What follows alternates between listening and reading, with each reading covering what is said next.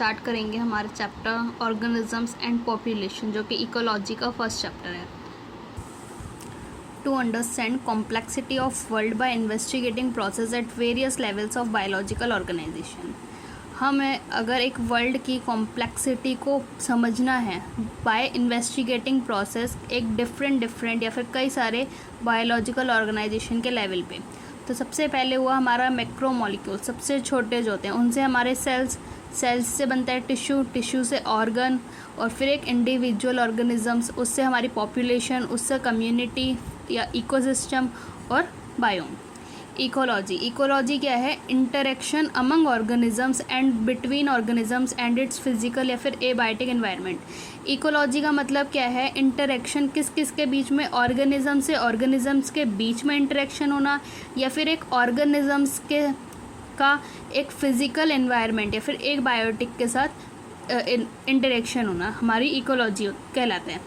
Ecology जो कि concern होता है 4 लेवल्स के बायोलॉजिकल ऑर्गेनाइजेशन के साथ, organisms, population, communities and biome. पहला हम देखेंगे पॉपुलेशन एट्रीब्यूट्स। इसमें क्या है? Group of individuals resulting from sexual या फिर asexual reproduction considered a population.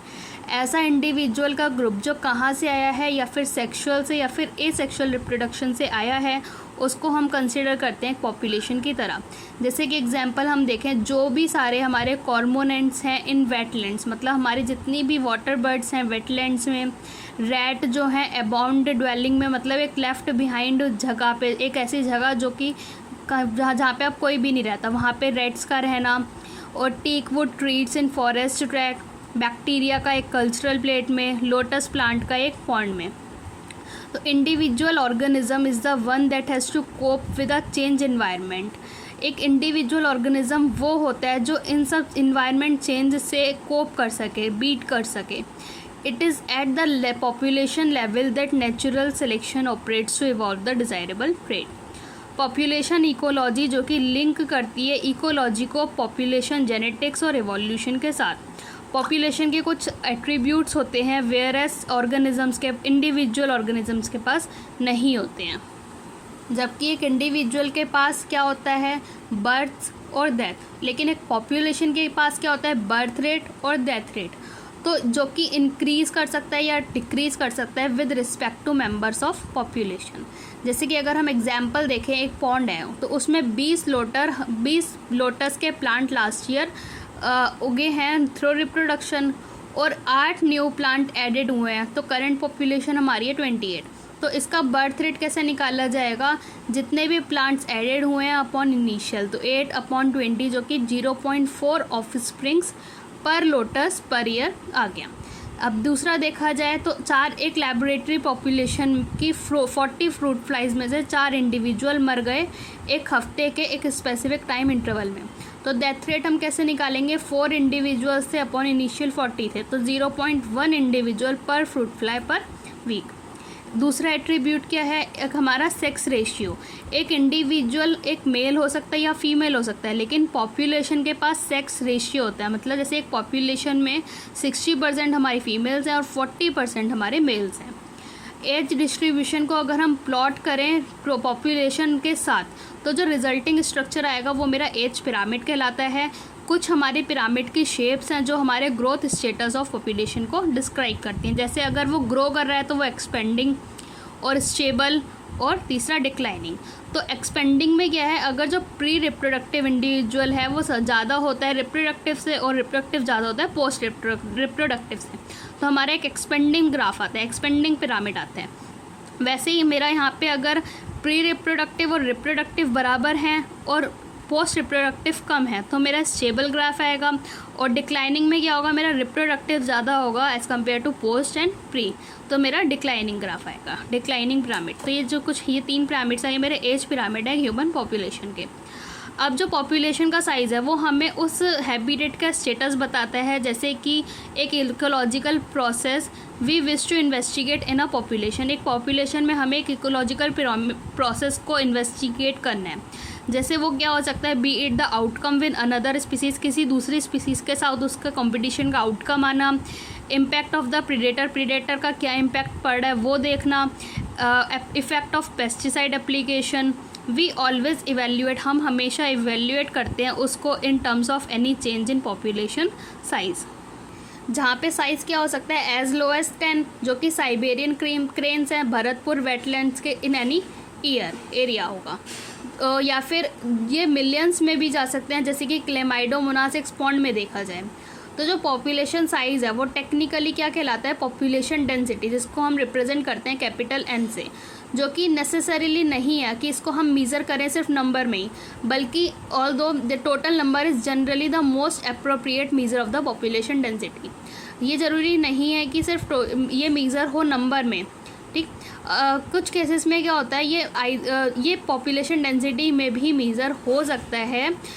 कुछ केसेस में ये आइदर मीनिंगलेस भी हो सकता है या फिर डिफ़िकल्ट हो सकता है टू डिटरमाइन करना। अब जैसे एक एरिया है, वहाँ पे हमारे 200 पार्थेनियम प्लांट है और एक सिंगल ह्यूज बनियन ट्री है विद लार्ज कैनोपी। कैनोपी मतलब वो पूरा एरिया ढका हुआ है, वहाँ पे मतलब बहुत ही लिटिल लाइट पेनिट्रेट कर रही है। तो स्टेटिंग दैट पॉपुलेशन डेंसिटी क्या होगी, जो बनियन ट्री की पॉपुलेशन डेंसिटी होगी वो बहुत कम होगी एज कंपेयर टू पार्थेनियम। तो as compared to that of Parthenium amount to underestimating enormous role of banyan in that community। अब इस कुछ केसेस में क्या होता है, इन सच केसेस जो परसेंटेज कवर है या फिर बायोमास है वो बहुत ज़्यादा मीनिंगफुल होता है as measure of population size. अब जो टोटल नंबर है वो ज़रूरी नहीं है कि वो अडेप्टेबल मेज़र हो पॉपुलेशन का, अगर वो ज़्यादा हो या फिर और काउंट कर रहे हो तो ये एक इम्पॉसिबल होता है। अगर हमारे पास पॉपुलेशन साइज़ बहुत ज़्यादा है, हमारी बहुत ही ह्यूज पॉपुलेशन है, तो काउंट करना बहुत ही इम्पॉसिबल टास्क हो जाता है या फिर एक टाइम कंज्यूमिंग टास्क हो जाता है जो कि अडॉप्टेबल नहीं है। बट तो इसीलिए कुछ केसेस में क्या होता है, sometimes for certain ecological investigation, तो अगर हमें कुछ ऐसी इकोलॉजिकल इन्वेस्टिगेशन करानी है तो हमें क्या सोचना पड़ेगा, there is need to know about absolute population density, जो कि relative density serve purpose equally well for the instance, जहाँ पे रिलेटिव डेंसिटी भी एक इक्वली पर्पस रखती है। अब जैसे कि देखा जाए नंबर ऑफ फिश जो कि कॉट हुई हैं पर trapped is good enough measure of population density in a lake. अब we mostly obligate to estimate population size indirectly without actually counting them और सीइंग दैम। जैसे कि हमारा टाइगर का केस, टाइगर केसेस में नेशनल पार्क्स में जो tiger senses होते हैं या फिर टाइगर रिजर्व्स होते हैं, तो अगर हमें टाइगर की पॉपुलेशन देखनी है तो हम उनको काउंट करके नहीं देख सकते, बल्कि उसकी जगह हम क्या देख सकते हैं, वो किस चीज़ पे बेस्ड होती है, उनकी काउंटिंग बेस्ड होती है उनके पग मार्क्स पे या फिर फिकल पैलेट्स पे। पॉपुलेशन ग्रोथ में क्या है, पॉपुलेशन साइज़ अभी एक स्टेबल स्टेटिस्टिक पैरामीटर नहीं है, ये चेंज कर रहा है विद रिस्पेक्ट टू टाइम, जो कि डिपेंड करेगा अवेलेबिलिटी पे, प्रिडेशन प्रेशर पे और एडवर्स वेदर पे। तो ये जो चेंजेस हैं पॉपुलेशन डेंसिटी में एक आइडिया देते हैं कि वो पॉपुलेशन डिक्लाइन हो रही है या फ्लरिश हो रही है, whether the population is declining और flourishing. Whether might be whatever might be the reason कुछ भी हो, तो डेंसिटी जो होगी वो पॉपुलेशन की वो फ्लक्चुएट करेगी due to changes in the 4 process जो कि हमारे हैं नेटेलिटी और इमिग्रेशन, जो कि इंक्रीज़ करते हैं पॉपुलेशन डेंसिटी को, और मॉर्टेलिटी और एमिग्रेशन जो कि डिक्रीज़ करते हैं पॉपुलेशन डेंसिटी को। अब ये 4 टर्म्स क्या होते हैं, नेटेलिटी मतलब एक पॉपुलेशन में नंबर ऑफ बर्थ देखा जा रहा है, मतलब जो कि एक एडेड हो रहे हैं, number of birth in a population in a given period that are added to initial density.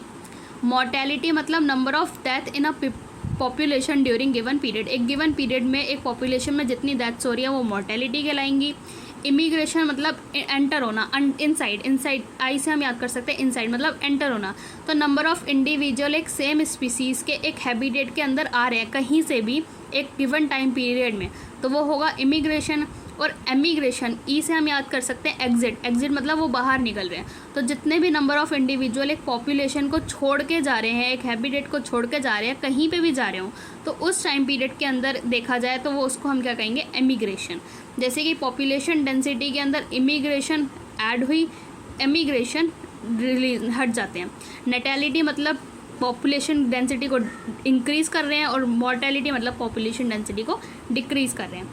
जहाँ पे n का मतलब है मेरा पॉपुलेशन डेंसिटी किसी t टाइम पे, डेंसिटी एट t1 इज़, यहाँ पे nt1 क्या है, nt1 मतलब किसी t+1 टाइम पे देखा जाए तो nt+1 is equals nt plus birth rate plus immigration minus death rate plus emigration. तो यहाँ पे जो मेरा number of birth rate plus number of immigration होगा वो ज़्यादा होगा अगर number of death rate plus number of immigration गए, तो पॉपुलेशन साइज़ क्या करेगा, मेरा पॉपुलेशन इंक्रीज़ होगा। अब नॉर्मल कंडीशंस में जो बर्थ होती है और डेथ होती है वो इम्पॉर्टेंट फैक्टर होती है जो इन्फ्लुएंस करती है पॉपुलेशन डेंसिटी को। 2 फैक्टर्स एज्यूमिंग इम्पॉर्टेंस ओनली, ये जो 2 फैक्टर्स हैं ये तभी इम्पॉर्टेंट होते हैं जब एक स्पेशल कंडीशन के अंदर, जैसे कि देखा जाए एक न्यू हैबिटेट जो कि कॉलोनाइज्ड हो रही है, जस्ट बीइंग कॉलोनाइज्ड, तो इमिग्रेशन में contribute more significantly to the population size than birth rate. तो अगर जैसे एक न्यू हैबिटेट कॉलोनाइज्ड हुआ है तो इमिग्रेशन एक ज़्यादा रोल प्ले करेगा पॉपुलेशन ग्रोथ में as compare to birth rate. Growth models, does the growth of population with time shows specific and predictable pattern. Growth models क्या बताता है कि अगर हम एक पॉपुलेशन में ग्रोथ देखें तो वो टाइम के साथ स्पेसिफिक या फिर एक प्रिडिक्टेबल पैटर्न शो करती है। तो हम जो है हम कंसर्न हैं किस चीज़ के लिए, अबाउट ह्यूमन पॉपुलेशन जो कि अनकंट्रोल्ड जिसकी ग्रोथ होती जा रही है। तो हम एक लेसन देखेंगे फ्रॉम नेचर से लर्न करेंगे to how to control a population growth. तो पहला उसमें हमारा आता है एक्सपोनेंशियल ग्रोथ। अगर हमारे रिसोर्सेज अनलिमिटेड है, मतलब जितना खाना है जितना पीना है और जगह है, मतलब अनलिमिटेड हर चीज़ें जो हैं वो हमारे पास अनलिमिटेड है, मतलब कमी नहीं है, तो हर एक स्पीसीज़ के पास एबिलिटी होगी, मतलब उनके पास एक फुल्ली इन्नेट पोटेंशियल होगा, उनका मैक्सिमम इनबॉर्न पोटेंशियल होगा कि वो ग्रो कर सके नंबर में, जैसे कि एक डार्विन ने ऑब्जर्व किया था while developing theory of natural selection. ये जो पॉपुलेशन है ये ग्रो कर रही है एक एक्सपोनेंशियल या फिर ज्योमेट्रिक फैशन में, जहाँ पे पॉपुलेशन साइज जिसको हम डिनोट कर रहे हैं एन से, बर्थ रेट का मतलब टोटल नंबर नहीं है, लेकिन इसका मतलब है पर कैपिटा बर्थ रेट, मतलब एक पॉपुलेशन में कितने इंडिविजुअल्स बर्थ ले रहे हैं पर इंडिविजुअल एक पॉपुलेशन में, तो उसको हम डिनोट करेंगे स्मॉल बी से। ऐसे डेथ रेट मतलब पर कैपिटा डेथ रेट, इसको हम डिनोट करेंगे स्मॉल डी से। तो जो भी इंक्रीमेंट हो रहा है या फिर डिक्रीमेंट हो रहा है पॉपुलेशन डेंसिटी में ड्यूरिंग टाइम, तो हम कैसे देखेंगे, dn upon dt is equals b minus D into N, जहाँ पे हमने birth rate minus death rate को क्या बोला है r, तो dn over dt is equals rn, जहाँ पे r का मतलब क्या है, हमारा intrinsic rate of natural increase, मतलब वो मैक्सिमम रेट जिस पे पॉपुलेशन ग्रो कर सकती है। अब ये जो r की वैल्यू है इसके रेंजेस होते हैं। इसका मैग्नीट्यूड अगर हम देखें तो ये नॉर्वे रेट का होता है 0.015, फ्लोर बिटल का 0.12, और 1981 में देखा गया था कि जो ह्यूमन पॉपुलेशन थी इंडिया में तो उसका जो r था वो था 0.0205। अब ये जो इक्वेशन है ये वाली, तो ये है एक्सपोनेंशियल या फिर ज्योमेट्रिक ग्रोथ की इक्वेशन जो रिजल्ट करती है जे शेप्ड के कर्व में, जिसकी अगर हम एक्सपोनेंशियल फॉर्म देखें तो nt is equals N not E to the power R T, जहाँ पे हमारा nt का मतलब क्या है, पॉपुलेशन डेंसिटी कुछ टी टाइम के बाद, एन नॉट का मतलब पॉपुलेशन डेंसिटी 0 टाइम पे इनिशियल पे, आर मतलब intrinsic rate of natural increase, और ई मतलब बेस ऑफ नेचुरल लॉगरिथम 2.71828। अब यहाँ से हम एक पॉपुलेशन डेंसिटी का टाइम के साथ कर्व देखें तो ये आएगा dn over dt is equals rn जो कि एक्सपोनेंशियल कर्व है, और अगर यहाँ से ये वाला देखें तो dn over dt is equals rn k minus n over k जो कि एक लॉगिस्टिक ग्रोथ कर्व है, जहाँ पे ये है हमारी कैरिंग कैपेसिटी। तो कोई भी स्पीसीज़ अगर ग्रो कर रही है एक्सपोनेंशियली, मतलब अनलिमिटेड रिसोर्सेज कंडीशन में ग्रो कर रही है, तो वो पॉपुलेशन डेंसिटी को बहुत ही छोटे से टाइम ड्यूरेशन में रीच कर सकती है, जैसे कि डार्विन ने दिखाया बाय ग्रोइंग अप। जैसे कि डार्विन ने बताया जैसे कि एक एलिफेंट कितना ज़्यादा नंबर में ग्रो कर सकता है in the absence of check, मतलब अगर बिना रोक टोक के देखा जाए तो बिना रोक टोक के एक हाथी बहुत ही ज़्यादा नंबर में रीच कर सकता है। जैसे कि अगर हम देखें थिंक ऑफ अ पैरामीशियम, अब अगर हम एक इंडिविजुअल है पैरामीशियम का, तो बाइनरी फिजन हुई, पैरामीशियम में बाइनरी फिजन हुई, जिससे कि क्या हुआ, उसका नंबर डबल होता गया, हर रोज़ उसका नंबर डबल होता जा रहा है, 1 से 2, 2 से 4, 4 से 8, ऐसे ही होता जा रहा है। तो इमेजिन करो एक बॉगलिंग पॉपुलेशन साइज, मतलब इतना बड़ा पॉपुलेशन साइज सिर्फ 64 डेज़ में वो बन जाएगा, अगर हमारे पास स्पेस और फूड जो है वो हमारे पास अनलिमिटेड होंगे। तो दूसरा कर्व आता है हमारे पास लॉजिस्टिक ग्रोथ कर्व, ये जो कि एक मोर रियलिस्टिक ग्रोथ कर्व माना जाता है। इसमें क्या है, कोई भी पॉपुलेशन, किसी भी एक पॉपुलेशन में कोई भी स्पीसीज़ नेचर में है इट्स अनलिमिटेड रिसोर्सेज, मतलब एक पॉपुलेशन में देखा जाए तो हर एक स्पीसीज़ के पास नेचर में उसके पास एक अनलिमिटेड रिसोर्स होता है, ठीक है। टू परमिट एक्सपोनेंशियल ग्रोथ, तो वो एक एक्सपोनेंशियल ग्रोथ शो करता है, जिसकी वजह से क्या आ सकता है हमारा, ये लीड कर सकता है एक कॉम्पिटिशन को between individuals for limited resources. अब क्या होगा, अनलिमिटेड रिसोर्स है मतलब हर एक एक्सपोनेंशियल ग्रोथ दिखाएगा, जिसकी वजह से क्या होगा, कंपटीशन अकर हो जाएगा बिटवीन इंडिविजुअल। अगर हमारा रिसोर्सेज कम हो गया तो अब रिसोर्सेज कम है तो हर कोई लड़ेगा खाने के लिए या फिर लेने के लिए, तो जो इवेंचुअली जो फिटेस्ट वन होगा वो सर्वाइव कर जाएगा और रिप्रोड्यूस कर जाएगा। अब गवर्नमेंट ने कुछ इंट्रोड्यूस कराए वेरियस रेस्ट्रिक्शंस या फिर कुछ कंट्रोल्स को इंट्रोड्यूस कराया, जो कि देखा गया इस बढ़ती ह्यूमन पॉपुलेशन ग्रोथ के साथ। अब नेचर में एक given habitat has enough resources to support maximum possible number. अब नेचर में हमारे पास एक इनफ रिसोर्सेज हैं ताकि एक मतलब सपोर्ट हो सके, एक मैक्सिमम पॉसिबल नंबर एक स्पीसीज़ का हो सके सपोर्ट, जिसके बियॉन्ड कोई फर्दर ग्रोथ पॉसिबल ना हो। अब सेल्स जो है इसकी एक लिमिट होगी तो उसको हम क्या कहेंगे, नेचर्स कैरिंग कैपेसिटी, जिसको हम डिनोट करते हैं के से। अब इनिशियली इसमें एक लैग फेस आता है जो कि फॉलोअड होता है एसिलरेशन और डी एसिलरेशन से, और फाइनली एक फेस आता है जिसको हम कहते हैं एसिम्प्टोट, जहाँ पे जो पॉपुलेशन डेंसिटी है वो कैरिंग कैपेसिटी के इक्वल हो जाती है, मतलब n = k आ जाता है, जिसकी वजह से रिजल्ट होता है एक सिग्मॉइड कर्व में। अब ये जो पॉपुलेशन ग्रोथ कर्व है ये वाला लॉजिस्टिक वाला, इसको हम वर्ल-हूस्ट-पियर लॉजिस्टिक ग्रोथ कर्व भी कहते हैं, जहाँ पे इक्वेशन देखी जाए तो dn/dt = rnk - n/k। तो जैसे हमने ग्राफ देखा था, इसका ये वाला इसका ग्राफ है, ठीक है। और यहाँ पे n का मतलब क्या है, पॉपुलेशन डेंसिटी किसी d टाइम पे, r मतलब intrinsic rate of natural increase, k मतलब कैरिंग कैपेसिटी। अब देखा जाए कि जो हमारे पास यहाँ पे जो रिसोर्सेज हैं लॉजिस्टिक ग्रोथ के लिए, जो हमारे पास रिसोर्सेज हैं वो हमारे लिमिटेड हैं, तो कई सारे एनिमल पॉपुलेशन के लिए मतलब हमारे रिसोर्सेज क्या है, लिमिटिंग है, फाइनाइट है, तो ये धीरे धीरे क्या होते जाएंगे, कम होते जाएंगे, और धीरे धीरे क्या होगा, मतलब धीरे धीरे कम होते गए, जिससे कि क्या हुआ, एक फिटेस्ट वन सर्वाइव कर पाएगा। तो इसीलिए इस कर्व को ज़्यादा रियलिस्टिक माना जाता है। लाइफ हिस्ट्री वेरिएशन क्या बताता है, जो हमारा पॉपुलेशन है वो इवॉल्व हुआ है due to maximise their reproductive fitness, जिसको हम डार्विनियन फिटनेस भी कहते हैं, जिसकी बहुत ही हाई आर वैल्यू होती है। अब एक हैबिटेट में जहाँ पे वो रह रहे हैं, कुछ ऑर्गेनिजम्स ब्रीड करते हैं once in the life time, पूरी लाइफ टाइम के दौरान वो एक ही बार ब्रीड करते हैं, जैसे पैसिफिक सैल्मन फिश और बैम्बू। और कई स्पीसीज़ हैं जो ब्रीड करते हैं काफ़ी टाइम्स, कई बार ब्रीड करते हैं ड्यूरिंग देयर लाइफ टाइम, जैसे कि मोस्टली बर्ड्स और मैमल्स। कुछ क्या होते हैं, कुछ प्रोड्यूस करते हैं large number of small sized offsprings, मतलब बहुत ही ज़्यादा मात्रा में छोटे छोटे ऑफस्प्रिंग को प्रोड्यूस करते हैं, वो होते हैं ऑयस्टर्स और पेलाजिक फिश। और कुछ होते हैं जो कि छोटे से नंबर में लेकिन बड़े साइज़ का ऑफस्प्रिंग प्रोड्यूस करते हैं, वो होते हैं हमारे बर्ड्स और मैमल्स। अब इकोलॉजिस्ट ने ये सजेस्ट किया, जो लाइफ हिस्ट्री वेरिएशन है, लाइफ हिस्ट्री ट्रेट्स है किसी ऑर्गेनिज्म का, वो इवॉल्व हुआ है इन रिलेशन टू लिमिटेशन या कॉन्स्ट्रेंट, जो कि इम्पोज हुआ है बायोटिक या फिर एबायोटिक कंपोनेंट से एक हैबिट में, जहाँ पे वो रह रहे हैं उस जगह का। और जो evolution of life history trait in different species, जो कि कंडक्टेड किया गया है आज के इकोलॉजिस्ट के द्वारा। पॉपुलेशन इंटरेक्शन, किसी भी स्पीसीज़ के लिए उसकी कम से कम रिक्वायरमेंट क्या होती है, एक या एक से ज़्यादा स्पीसीज़ जो उस पर फीड करे।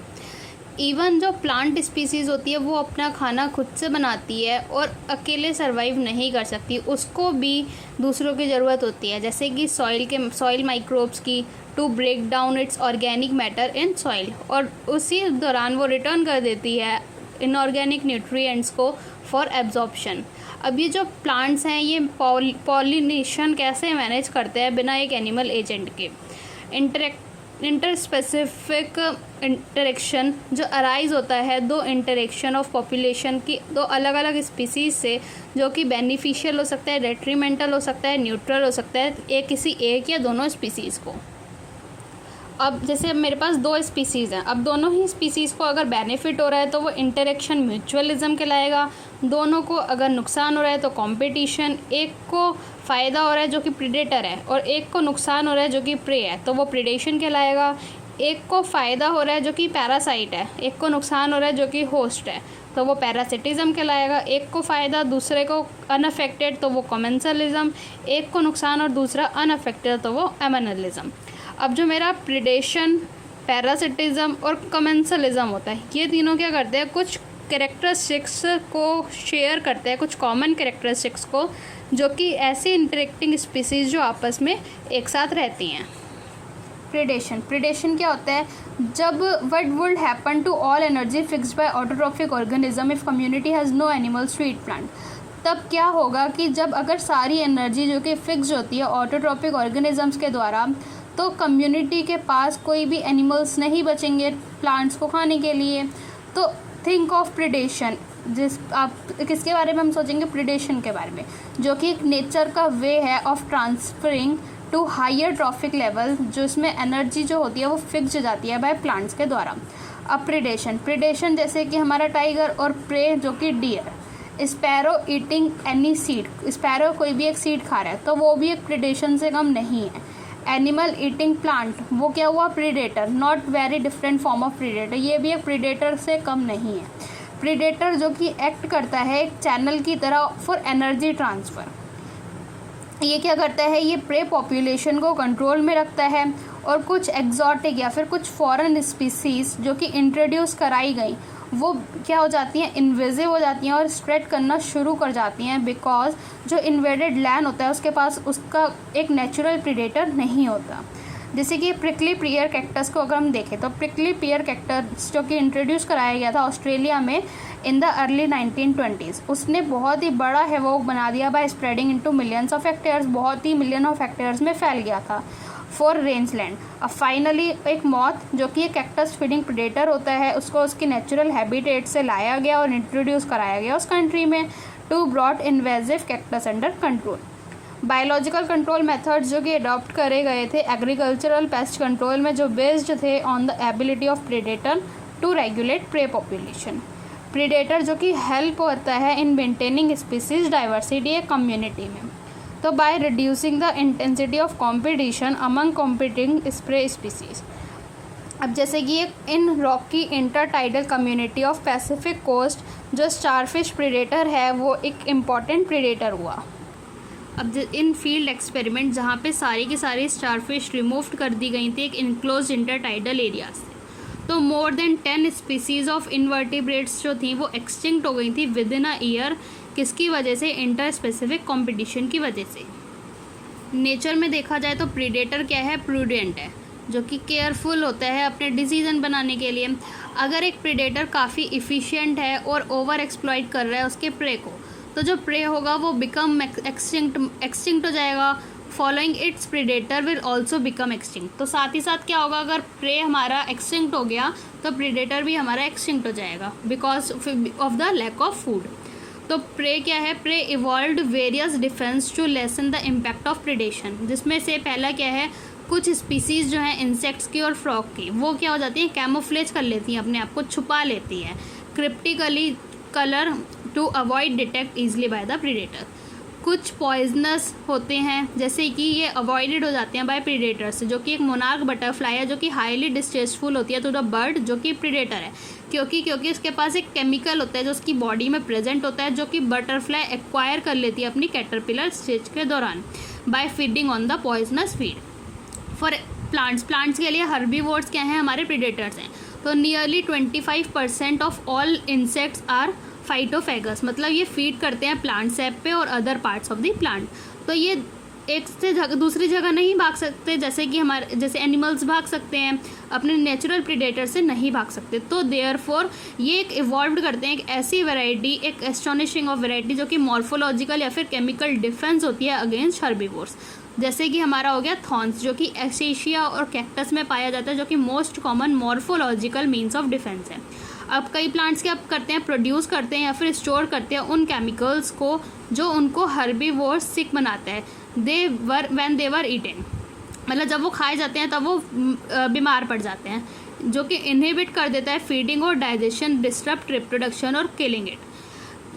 Weed calotropis growing in abandoned fields, plant क्या प्रोड्यूस करते हैं, हाईली मतलब highly poisonous cardiac glycoside produce करता है, and we can't see any goats और cattles grazing on this plant.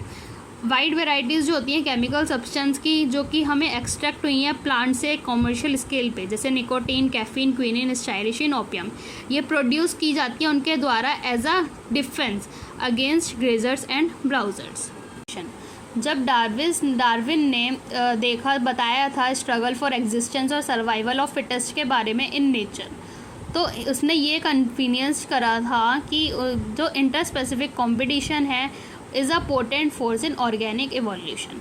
Generally ये बिलीव किया गया था कि जो हमारा कंपटीशन है वो होता है क्लोजली रिलेटेड स्पीसीज़ के साथ, जब वो एक सेम रिसोर्स पे कंपीटिंग करतेंगे और जब वो लिमिटिंग होंगे रिसोर्स, पर ये इंटायरली ट्रू नहीं है। पहला, ये टोटली अनरिलेटेड इंडिविजुअल भी compete कर सकते हैं सेम रिसोर्स के लिए, जैसे कि देखा जाए कुछ shallow South American lakes, visiting flamingos और रेजिडेंट फिशेस जो कि compete करती हैं for the common food, the zooplankton in lake. दूसरा, रिसोर्सेज जरूरी need not be limiting for competition और टू अकर। ज़रूरी नहीं है कि अगर रिसोर्स कम होंगे तभी कंपटीशन होगा, एक इंटर स्पेसिफिक कंपटीशन। तो जो फीडिंग इफ़िशियंसी है एक स्पीसीज़ की, वो कम हो जाएगी दूसरे के प्रेजेंस में और इनहिबिट कर देगी दूसरे स्पीसीज़ के प्रेजेंस को। इवन रिसोर्सेज आर अबंडेंट, अगर रिसोर्सेज ज़्यादा भी होंगे तो भी ये हो सकता है। तो कंपटीशन को बेस्ट कैसे डिफाइन करेंगे, अब प्रोसेस, एक ऐसा प्रोसेस जिसमें fittest of the same species, जो कि इन टर्म्स ऑफ आर देखें तो वो साइंटिफिकली लोअर होगा दूसरे स्पीसीज़ के प्रेजेंस में। तो ये रिलेटिवली ईजी है to demonstrate in laboratory experiment as Gause and other experiment ecologist did. जब रिसोर्सेज हमारे लिमिट होंगे, आर लिमिटेड, तो कॉम्पिटिटिवली सुपीरियर स्पीसीज़ क्या होगी, वो एलिमिनेट कर देगी दूसरे स्पीसीज़ को। फॉर सच कॉम्पिटिटिव एक्सक्लूजन जो नेचर में देखा जाएगा इज़ नॉट ऑलवेज कंक्लूसिव, ये हमेशा कंक्लूसिव नहीं है। जो एक एबिंगडन टॉर्टॉइज है गैलापागोस आइलैंड में, वो एक्सटिंक्ट हो चुका है विद इन अ डिकेड, किसके बाद after goats were introduced on the island, apparently due to greater browsing efficiency of the goats. दूसरा एविडेंस है, दूसरा प्रूफ है फॉर द कॉम्पिटिशन और इन नेचर, जो कि कहाँ से आया है, कॉम्पिटिटिव रिलीज से, जिसमें एक स्पीसीज़ जो कि डिस्ट्रीब्यूशन में, एक स्पीसीज़ जिसका डिस्ट्रीब्यूशन बहुत ही रुका हुआ है एक स्मॉल जोग्राफिकल एरिया में, because of the presence of competitively superior species. तो ये देखा गया it is found to expand its distributional range dramatically when competing species is experimentally removed. दूसरा, कॉनेल्स एलिगेंट फील्ड एक्सपेरिमेंट, इसने हमें ये बताया कि जो rock sea coast of Scotland the larger competitively superior barnacle था वो डोमिनेट कर रहा था इंटरटाइडल एरिया को और एक्सक्लूड कर रहा था स्मॉल बर्नैकल कैथामुलस को उस जोन में से। तो जनरली जो हर्बीवोर्स और प्लांट्स हैं वो appear to be more adversely affected by the competition than carnivores. तो हर्बीवोर्स और प्लांट्स ज़्यादा एडवर्सली अफेक्टेड हो रहे हैं कॉम्पिटिशन से देन द कार्निवोर्स। जो गॉस का कॉम्पिटिटिव एक्सक्लूजन प्रिंसिपल है वो हमें ये बताता है कि जो दो क्लोजली रिलेटेड स्पीसीज़ हैं, अगर वो एक compete कर रही हैं सेम रिसोर्स के लिए, तो वो को एग्जिस्ट मतलब एक साथ एग्जिस्ट नहीं कर सकती इंडेफिनेटली एंड कॉम्पिटिटिवली। तो हम ऐसा उसमें क्या होगा कि जो इन्फीरियर वन होगी वो एलिमिनेट हो जाएगी। ये तभी ट्रू हो सकता है जब हमारे रिसोर्सेज लिमिटिंग हो। तो टू प्रमोट को एग्जिस्टेंस, तो अगर हमें को एग्जिस्टेंस को प्रमोट करना है रैदर देन एक्सक्लूजन, मतलब बिना किसी को हटाए दोनों की एग्जिस्टेंस को प्रमोट करना है, तो हमें कुछ मैकेनिज्म यूज़ करने पड़ेंगे जो कि है रिसोर्स पार्टीशनिंग। अगर दो स्पीसीज़ जो कि कॉम्पीट कर रहे हैं सेम रिसोर्सेज के लिए, तो उनको हमें अवॉइड करना पड़ेगा, उनका अवॉइड करना है हमें कॉम्पिटिशन। तो हम क्या चूज़ करेंगे, फॉर एग्जांपल मतलब अलग अलग टाइम बना देंगे उनके फीडिंग का या फिर फोरेजिंग पैटर्न्स का। मैक आर्थर ने ऐसे ही कुछ दिखाया, जो कि उसने क्या देखा कि शोव्ड 5 closely related species, 5 closely related species जो थी वार्बल्स की जो कि एक सेम ट्री पे रह रही थी। तो उन्होंने कैसे अवॉइड करा कंपटीशन को एंड को एग्जिस्ट करा due to behavioural difference in their foraging activities. Parasitism ये इंश्योर करता है फ्री लॉजिंग एंड मीन्स। ये इवॉल्व होता है कई सारे टेक्सोनॉमिक ग्रुप्स में, प्लांट से हायर वर्टिब्रेट्स तक। कई सारे पैरासाइट्स जो हैं वो इवॉल्व होते हैं to be a host specific, मतलब ये parasite only on a single species of host, ये एक सिंगल स्पीसीज ऑफ होस्ट पे ही पैरासाइट होते हैं। इस तरीके से जैसे कि एक होस्ट और पैरासाइट दोनों ही को इवॉल्व हो सकें। अब अगर हमारा होस्ट जो कि इवॉल्व कर रहा है एक स्पेशल मैकेनिज्म ताकि किस चीज़ के लिए, फॉर रिजेक्टिंग या फिर रजिस्टिंग द पैरासाइट, तो parasite has to be evolved mechanism to contract and neutralise them in order to be a successful with same host species. तो पैरासाइट को एक मैकेनिज्म इवॉल्व करना पड़ेगा ताकि ये न्यूट्रलाइज कर सके या कॉन्ट्रैक्ट कर सके, ताकि वो सक्सेसफुल हो सके उस सेम होस्ट स्पीसीज में। In accordance with their life style parasite evolve special adaptation. इनके लाइफ स्टाइल के साथ जो ये पैरासाइट होते हैं ये इवॉल्व करते हैं कि स्पेशल एडेप्टेशन को, जैसे कि loss of unnecessary sex organs, presence of adhesive organs या फिर suckers to climbing on the host, और तीसरा loss of digestive system and high reproductive capacity.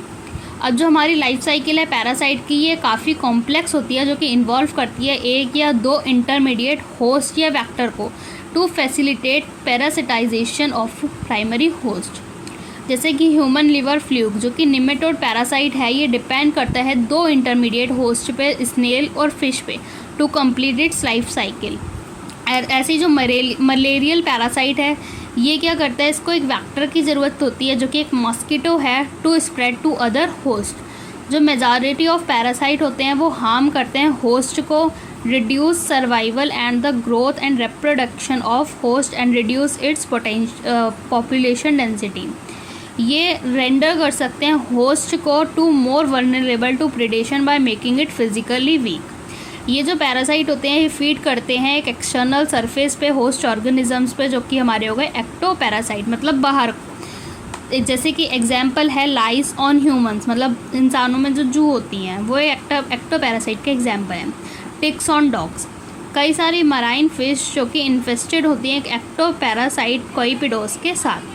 Cuscuta parasitic plant जो कि फाउंड होते हैं हेज प्लांट पे, वो लूज़ कर जाते हैं अपने क्लोरोफिल को और लीव्स को इन कोर्स ऑफ इवोल्यूशन और डिराइव करते हैं न्यूट्रिशन को होस्ट प्लांट से, जिसको वो which it parasitizes. Female mosquito not consider a parasite, female mosquito को हम एक पैरासाइट नहीं मानते, ऑल्दो बल्कि ये आर ब्लड, इसको हमारे खून की ज़रूरत होती है रिप्रोडक्शन के लिए, लेकिन फिर भी हम इसको पैरासाइट नहीं मानते क्योंकि it does not bite human for nutrition, क्योंकि वो हमें न्यूट्रिशन के लिए नहीं बाइट कर रहा।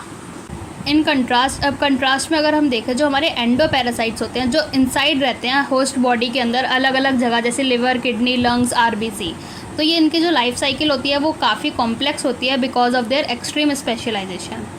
इनका जो मॉर्फोलॉजिकल और एनाटॉमिकल फीचर होता है वो ग्रेटली सिंप्लीफाइड होता है with emphasising their reproductive potential. Brood parasitism, ये हमारा बर्ड्स में देखा जाता है, बर्ड्स में एग्जाम्पल है ब्रूड पैरासिटिज्म। इसमें क्या होता है, जो बर्ड होती है वो अपना एग ले करती है in the nest of his host, और उसको होस्ट क्या करता है, उनको इंक्यूबेट करता है। तो इस इवोल्यूशन के दौरान जो एग होता है एक पैरासिटिक बर्ड का, वो इवॉल्व होता है to resemble host egg in size and colour and reduce the chance of host bird detecting the foreign egg and injecting them from the nest. Commensalism, commensalism में क्या हो रहा है, हमारा एक स्पीसीज़ को फ़ायदा हो रहा है और दूसरी अनअफेक्टेड रह रही है। जैसे एग्जांपल हम देखें ऑर्किड जो कि ग्रो कर रही है as an epiphyte on a mango branch, जहाँ पे मैंगो ब्रांच अनअफेक्टेड है, ऑर्किड जिसको हमारा फ़ायदा हो रहा है। बर्नैकल जो कि growing on the back of the whale, मतलब वेल को तो कोई भी नुकसान नहीं हो रहा, लेकिन बर्नैकल क्या हो रहा है, उसकी पीठ पे रह रही है तो उसको फ़ायदा हो रहा है। कैटल अर्गेट एंड द ग्रेजिंग कैटल, इसमें जो अर्गेट है वो हमेशा फोरेज करता है क्लोज टू वेयर, वहाँ पे कैटल ग्रेज कर रही हैं, क्योंकि जो कैटल है वो वहाँ पे मूव कर रही होती है और stir up and flush out insect from their vegetation, उसको क्या करती है वेजिटेशन से अपने मतलब फ्लैश आउट कर देती है, गायब कर देती है इंसेक्ट्स को। अदरवाइज वरना क्या होगा, there might be different from अर्गेट टू फाइंड एंड कैच। दूसरा एग्जाम्पल है sea anemone and the clown fish that lives among them. Sea anemone जिसको कुछ भी नहीं हो रहा, अनएफेक्टेड है, और क्लॉन फिश जिसको फ़ायदा हो रहा है, क्योंकि जो सी एनिमोन है इसके पास स्टिंगिंग टेंटिकल्स होते हैं जिसकी वजह से इनको प्रोटेक्शन मिल जाती है क्लॉन फिश को। म्यूचुअलिज्म, म्यूचुअलिज्म में क्या होता है, मेरा दोनों ही स्पीसीज़ को फ़ायदा हो रहा है, जैसे कि लाइकेंस जो कि फंजाई और एल्गी या फिर साइनोबैक्टीरिया जो कि फोटोसिंथेटिक है उससे बनता है। माइकोराइजा जो कि फंजाई और रूट्स ऑफ हायर प्लांट से होता है। फंजाई जिसमें जो फंजाइज ये हेल्प करती है in the absorption of essential nutrients from soil, और रूट्स ऑफ हायर प्लांट ये प्रोवाइड करते हैं फंजाई को with energy yielding carbohydrates. Most spectacular और रिवॉल्यूशनरी फैसिनेटिंग एग्जाम्पल जो कि पाया जाता है एक एनिमल रिलेशनशिप में, प्लांट एनिमल रिलेशनशिप में, जिसमें जो प्लांट है उसको क्या चाहिए होती है, एनिमल की नीड चाहिए होती है फॉर पॉलिनेटिंग देयर फ्लावर्स और डिस्पर्सिंग देयर सीड्स। ऐसी इन कंट्रास्ट एनिमल्स इनको क्या होता है, ऑब्वियसली हैव टू पेड, इनको एक फ़ीस पेड करनी होती है इस सर्विस के लिए जो प्लांट्स एक्सपेक्ट करते हैं उनसे। प्लांट जो कि ऑफर करते हैं रिवॉर्ड को और फीस को in the form of pollen और नेक्टर एक पॉलिनेशन के लिए, और जो जूसी और न्यूट्रिशियस फूड होते हैं for support seed dispersal. But mutually जो बेनिफिशियल सिस्टम है ये सेफगार्डेड होता है अगेंस्ट चीटर्स। जैसे कि example animal that try to steal nectar, ऐसे जानवर जो नेक्टर को, हनी को चुराना चाहते हैं बिना किसी पॉलिनेशन के। तो why plant animal interaction often involve को evolution of the mutualism, that is the evolution of flower and its pollinator species are tightly linked with one another. इसमें क्या होता है, जो कई सारी स्पीसीज़ होती हैं फिग ट्रीज़ की, ये क्या हो सकती हैं, there is tight 1-to-1 relationship, इनका 1-to-1 रिलेशनशिप होता है with the pollinator species of wasp के साथ। इसका मतलब ये है कि जो हमारी वैग स्पीसीज़ होती है ये पॉलिनेट हो सकती है सिर्फ अपने पार्टनर वेस्प स्पीसीज़ से बिना और कोई स्पीसीज़ के अलावा। फीमेल वेस्प क्या होती हैं, ये फ्रूट्स को, फीमेल वेस्प क्या करती हैं, use fruit not only as a oviposition, मतलब फ्रूट को यूज़ करती है ना कि सिर्फ एग लेइंग साइट की जगह, बल्कि use developing seeds within fruits for nourishing its larva. अब जो वेस्प है वो पॉलिनेट करता है फिग इन्फ्लोरेसेंस को while searching for suitable eggs laying site. In return fig क्या ऑफर करती है, fig offers the wasp some of its dispersal seeds as food for developing its wasp larva. Orchids show a bewildering diversity of floral patterns, जिसमें से कई सारे जो evolve होते हैं to attract right pollinator insect जैसे कि बीज या बम्बल बीज, एंड इंश्योर करते हैं एक गारंटेड पॉलिनेशन बाय इट।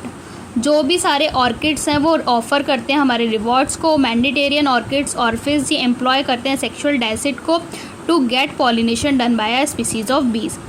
एक फ्लावर पेटल जो कि बियर कर रहा है एक अनकैनी रिसेम्बलेंस को टू फीमेल ऑफ बीज in size, colour and markings, और जो मेल बी है वो अट्रैक्ट कर रहा है to what it perceive as a female.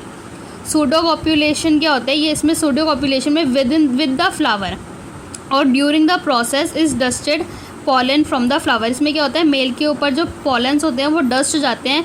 तो व्हेन सेम बी सूडो कॉप्यूलेट, तो अगर सेम बी सूडो कॉप्यूलेट कर रही है दूसरे फ्लावर के साथ तो वो ट्रांसफ़र कर जाता है पॉलन का एंड दस पॉलिनेट द फ्लावर, और फ्लावर को पॉलिनेट कर देगा।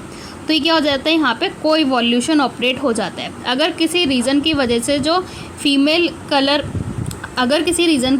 जो फीमेल का कलर है और पैटर्न है वो चेंज हो जाता है तो पॉलिनेशन क्या हो जाएगा, रिड्यूस हो जाएगा तब तक जब तक कि जो ऑर्किड है वो को इवॉल्व ना कर सके to maintain resemblance of the petal to female flower.